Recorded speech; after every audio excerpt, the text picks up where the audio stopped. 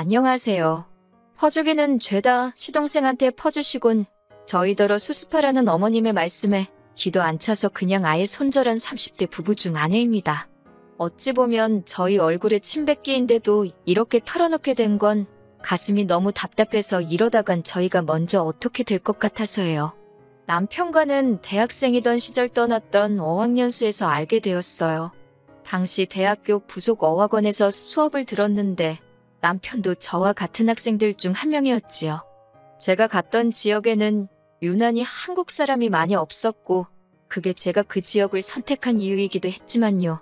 그래서 남편을 보고 조금 놀랐던 기억이 나요. 타지에서 같은 나라 사람을 발견했을 때 반가움이랄까요. 하지만 그렇다고 남편과 제가 금방 서로 친해지고 그랬던 건 아닙니다. 저는 저대로 목표하는 바가 있었고 남편은 얼마 지나지 않아 한국으로 돌아갔거든요. 그리고 시간이 흘러 저 역시 계획한 어학연수를 마치고 한국에 돌아왔어요. 영어에 어느 정도 자신감을 갖게 되었지만 그래도 계속해서 연습하지 않으면 안 되겠더라고요. 그래서 외국인들과 영어로 대화하는 모임에 나가기 시작했는데 그곳에서 남편과 다시 재회를 했지요. 반대편에 서 있던 남편을 발견한 순간 반가운 마음도 들었고 동시에 우습게 들릴지도 모르겠지만 혹시 저 사람이랑 나 운명인가 그런 생각까지 잠시 들더군요. 남편도 저와 비슷한 마음이었는지 처음과 달리 그땐 무척 적극적으로 다가오기 시작했어요. 이후로 서로 빠르게 가까워지면서 연인 사이로까지 발전했고요. 저희는 8년이란 시간 동안 힘들 땐 서로에게 힘이 되어주고 기쁨이 되어주는 존재로서 만나왔어요. 저는 정말이지 남편에 대한 모든 걸 아는 사람은 저뿐이라고 믿었습니다. 그리고 앞으로 제 인생의 남자는 남편뿐일 거라고 확신했고요. 게다가 8년이란 시간 동안 생각할 시간을 갖자던가 헤어지자는 말은 서로 한 번도 해본 적 없었기에 남편이 결혼 이야기를 꺼냈을 때 고민하고 말 것도 없었달까요. 그리고 그 시간 동안 남편과 저 두 사람 다 어엿한 직장인이 되었습니다. 남편이나 저나 술이나 유흥을 즐기는 성격이 아니었고 그렇다고 명품을 좋아하고 허세가 있는 사람들도 아니어서 돈은 꽤 모았어요. 이 부분도 제가 남편과 결혼하기로 결심하게 된 이유 중 하나였고요. 하지만 결혼할 때 사람 하나만 보는 게 아니라 그 집안을 봐야 한다더니 그게 저한테 하는 말이 될 줄 누가 상상이나 했겠어요? 결혼과 신혼살림에 필요한 비용은 남편과 저 각각 1억씩 부담했습니다. 부족한 부분은 대출을 받았고요. 마음 같아선 영끌을 해서라도 서울에 위치한 아파트를 장만하고 싶었지만 시댁에서 먼저 아직 장가 안 간 시동생도 있고 대학생인 신우도 있어서 경제적인 도움은 못 줄 것 같다고 선을 그으셨거든요. 반면 저희 친정부모님께선 두 분이 사시는 아파트를 담보로 대출을 얼마 받아주시겠다 하셨지만 그건 제가 거절했어요. 친정아버지께선 정년까지 얼마 남겨두지 않은 상황이었고 그러면 결국엔 대출 자체가 친정부모님께 큰 부담이 될 건 안 봐도 뻔한 일이었으니까요. 그런데 신혼여행을 다녀오자마자 황당한 상황을 맞닥뜨리게 되었습니다. 그건 바로 어머님께서 남편 쪽에 들어온 축의금을 전부 가져가셨더라고요. 참고로 어머님, 아버님, 손님은 10분도 되지 않는 친척분들이 전부였고 나머지는 전부 남편이 사회생활을 하며 쌓은 인맥이었네요. 그리고 그들 대부분이 시쳇말로 이미 남편이 뿌린 돈도 있고 앞으로 뿌려야 하는 돈이었고요. 무엇보다도 결혼식을 며칠 앞두고 남편이 어머님께 자기 앞으로 들어온 축의금으로 식대도 내야 하고 여기저기 써야 하니까 가져가시면 안 된다고 몇 번이고 말씀드렸고 알겠다는 다짐도 받아놓은 상황이었어요.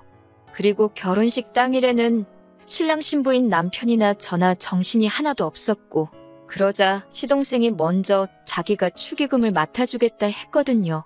남편은 내키지 않아 하는 눈치였지만 달리 방법이 없으니 남보다야 낫겠지 싶어서 맡겼던 모양이고요.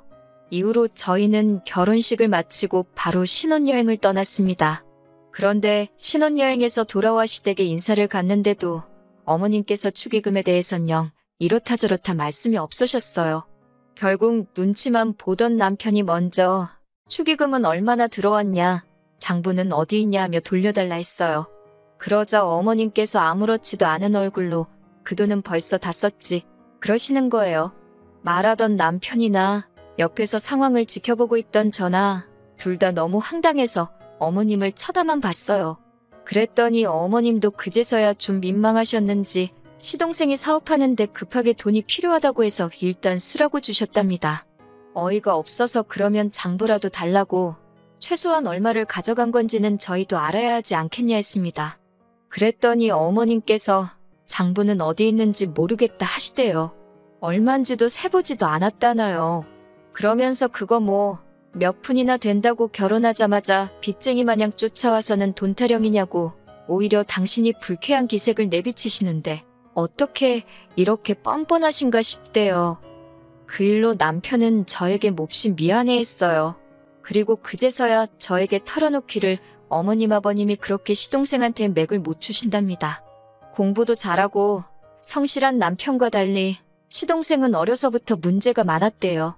그러다 2, 3년 전부터 사업을 한다고 저렇게 여기저기를 들쑤시고 다니는데 어머님 아버님이 그런 시동생을 말리기는커녕 오히려 이제라도 정신을 차려서 다행이라고 그러면서 남자가 그런 배포가 있어야 한다며 옆에서 시동생을 부추기신다네요. 덕분에 시동생이 어머님 아버님으로부터 가져간 돈이 몇 억은 될 거랍니다. 제가 당신은 그런 거 보면 속도 안 상하냐고 그러니까 남편도 한다는 말이 자기도 사람인데 속이 왜 안 쓰리겠냐고요. 하지만 어머님 아버님이 당신들 재산으로 그렇게 해주겠다는데 자기가 무슨 자격으로 좋다 싫다를 논하냐입니다.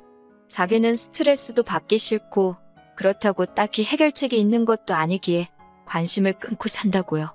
그제서야 그 긴 연애기간 동안에도 시댁 식구 중 누구 하나 소개해주지 않으려 들었던 게 비로소 납득이 되더군요.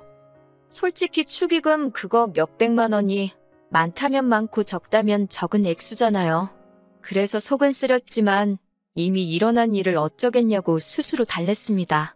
하지만 저도 사람인지라 어머님 아버님께는 처음 남편과 결혼하면서 마음먹었던 것처럼 살갑게는 못하겠더라고요. 왜냐하면 결혼한 지 넉 달쯤 되던 시기에 아마 어머님이 실수로 그런 말을 하셨어요. 지금 살고 계신 아파트도 은행거나 마찬가지다. 대출이 너무 많다 그렇게요. 그래서 알고 보니 시동생 사업자금 대주신다고 당신들 사시는 아파트를 담보로 대출을 있는 대로 받으셨더라고요. 대출 상환은 시동생이 하고 있나 싶었지만 굳이 알려고 들지도 않았어요. 알아봤자 머리나 아프지 막말로 제가 갚아드릴 것도 아니었으니까요. 한편 그 사실을 알게 되고 얼마 지나지 않아서부터는 어머님께선 툭하면 전화를 걸어오셔서는 당신 생활을 가지고 한탄을 하시더라고요. 관리비가 너무 나와 못 살겠다. 물가가 너무 올랐다. 하지만 남편 말로는 그래도 아버님이 평생 직장 생활을 하셔서 연금도 나오고 생활이 크게 빠듯할 지경은 아니라고요. 그런데 문제는 그 돈마저 시동생에게 퍼주기 일쑤셨으니 당연히 당신들 삶이 고달플 수밖에 없었지요. 그런데 그런 하소연은 꼭 저희 남편한테 전화를 하셔서 혹은 집으로 불러서 면전에다 대고 하시기 일쑤였습니다.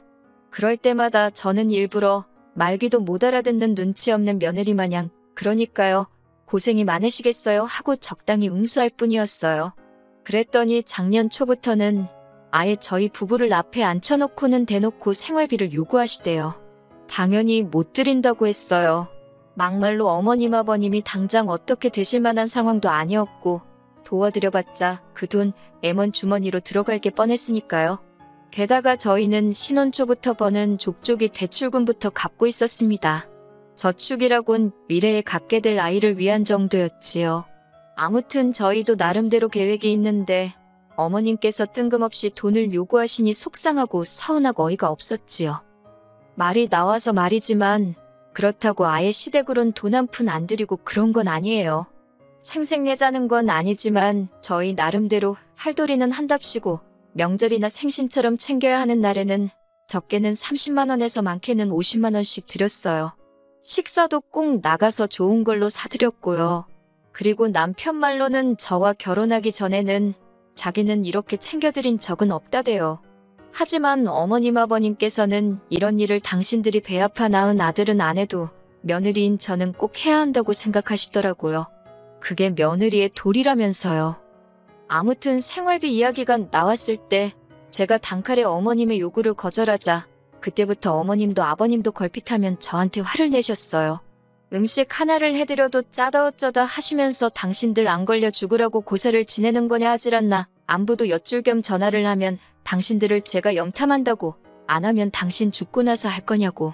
도무지 어느 장단에 춤을 춰야 할지 모르겠더군요. 그래서 한 두세 달 그러다 제가 먼저 두 손 두 발 들었습니다. 해도 욕먹고 안 해도 욕을 먹는다면 안 한다고 한마디로 자포자기 했달까요? 그리고 중간에서 남편이 보여준 모습은 실망스럽기 짝이 없었습니다. 남편이 저더러 어머님 아버님과 기싸움하지 말고 그냥 관리비 내드린다 생각하고 50만 원씩 드리자대요. 그래서 그렇게 하면 나도 친정부모님께 똑같이 드리겠다니까 그건 좀 아닌 것 같다나요. 저희 친정부모님은 빚도 없으신데 왜 우리가 그걸 내드리냐고. 순간 너무 열받아서 제가 어머님 아버님이 나 때문에 빚지셨냐고 소리를 빽 질렀습니다. 돈 가져다 쓰는 사람 따로 개같이 버는 사람 따로냐고 따다다다 쏘아대니 저더러 부모 자식 간엔 뭘 그렇게 따지냐고 그래요. 솔직히 제가 저 하나 좋자고 그런 것도 아니었는데 남편한테 그런 소리를 들으니 내가 지금 이게 다 뭐하는 짓인가 싶고 속이 많이 상하더군요. 괜히 결혼했다 싶기도 했고요. 하지만 이후로 다행이라고 해야 할지 어쩐 일로 어머님 아버님도 한동안 저에게 연락을 하지 않으셨어요. 남편도 왜인지 관리비고 뭐고 더는 말을 안 했고요.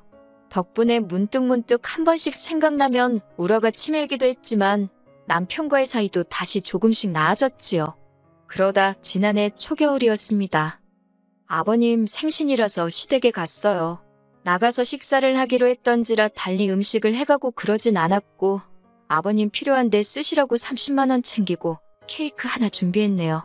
그렇게 도착한 시댁에는 시동생도 신우도 있었습니다. 하지만 어째서인지 집안 분위기는 좋질 않았지요. 무슨 일이냐 해도 누구 하나 시원하게 말해주는 사람이 없으니 제가 불청객인가 싶어서 그냥 가야겠다 싶대요. 그런데 그때 어머님께서 저희 부부더러 할 말이 있다며 저희를 따로 부르셨어요. 그리고 어머님이 하시는 말씀이 어처구니가 없더라고요. 어머님 아버님께서 살고 계시는 아파트에 대출이 걸려있는 건 이미 알고 있었잖아요. 그 이유도요. 관심을 끊었다 했지만 사실 두어 차례 높아심에 어떻게 갚으시려고 하냐 여쭤본 적이 있어요. 그때마다 어머님께선 제가 마치 어머님 아버님 아파트를 탐이라도 낸다고 생각하셨는지 굉장히 적대적으로 나오셨고요. 그런데 어머님 아버님이 정확히 언제부터 은행 빚을 전혀 갚지 못하고 계셨는지 은행 쪽에서 경매에 넘기겠다고 연락이 왔답니다. 어머님에 대한 제 감정이 좋은 것은 아니었지만 그래도 가족으로서 그 소리를 듣곤 당연히 놀랐지요. 어쩌면 좋냐는 어머님 말씀에 제가 해드릴 수 있는 일은 달리 없어 손을 잡아드렸습니다. 그랬더니 어머님께서 그래서 말인데라며 저희 지금 전세로 들어간 아파트 곧 계약이 끝나지 않냐입니다. 제가 그렇다 하니까 그럼 계약 연장을 하지 말고 그 전세 보증금으로 어머님 아버님이 지금 살고 계신 아파트를 사랍니다. 싸게 해주겠다면서요. 순간 벙찐 제가 그럼 어머님 아버님은 어디로 가시려고 하냐니까 당신들이 가긴 어딜 가냐고 우린 계속 여기서 사는 거지 그래요. 그러면 저희는 어디 가서 사냐니까 어머님이 저더러 너는 말귀를 알아듣는데 못 알아듣는 척을 하는 거니 아니면 정말 멍청해서 못 알아듣는 거니라며 화를 내기 시작하셨습니다. 어이가 없어서 그럼 지금 저희더러 저희 돈으로 이 아파트를 사고 어머님 아버님까지 모시고 살라는 거냐니까 어머님이 걱정 말래요. 당신은 꽉 막힌 사람이 아니랍니다.